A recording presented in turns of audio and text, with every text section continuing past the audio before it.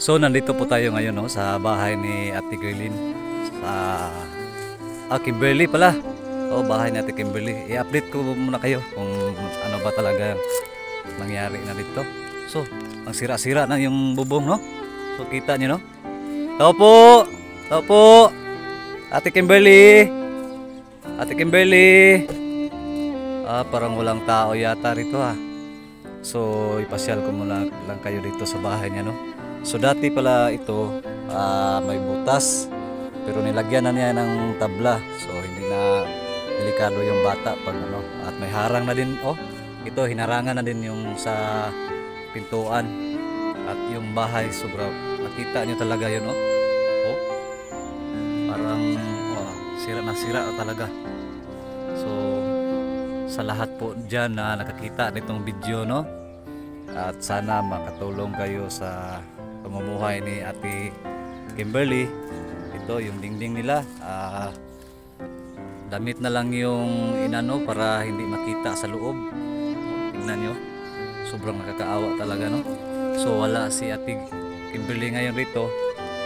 In-update na lang natin.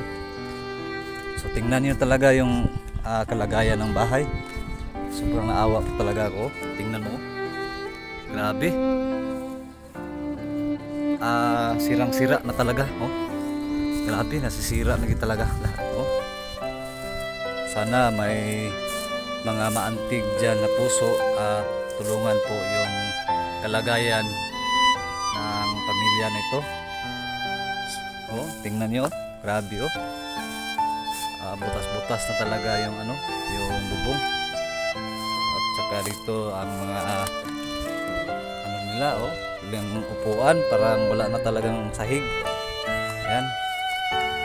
Sa lahat po ng gustong tumulong no, mag-comment lang po kayo dyan sa baba. At may GCash number din tayong ilagay dyan para kung may ibibigay kayong konti halaga, ipunin natin para mapalitan man dong kahit lang yung bubong na tutulo na talaga oh. Grabe oh. Sobrang nakakaawa talaga no.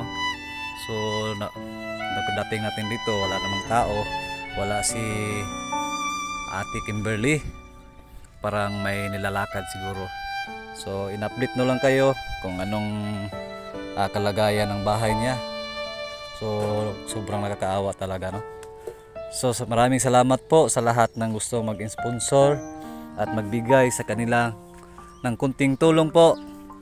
Sana maantig yung puso nyo na nakakita ng video na ito at i-share. At kung magbigay man kayo dyan, may GCash number tayong ilagay dyan sa baba. So kahit kunti, basta maipon natin, sobrang laking tulong na po sa kanila. So God bless and bye bye. Sana pagpalain pa kayo ng Diyos sa lahat. At iwas kayo sa mga masamang mga ano ba dyan. Okay, maraming salamat po. God bless. Bye bye mga katambay.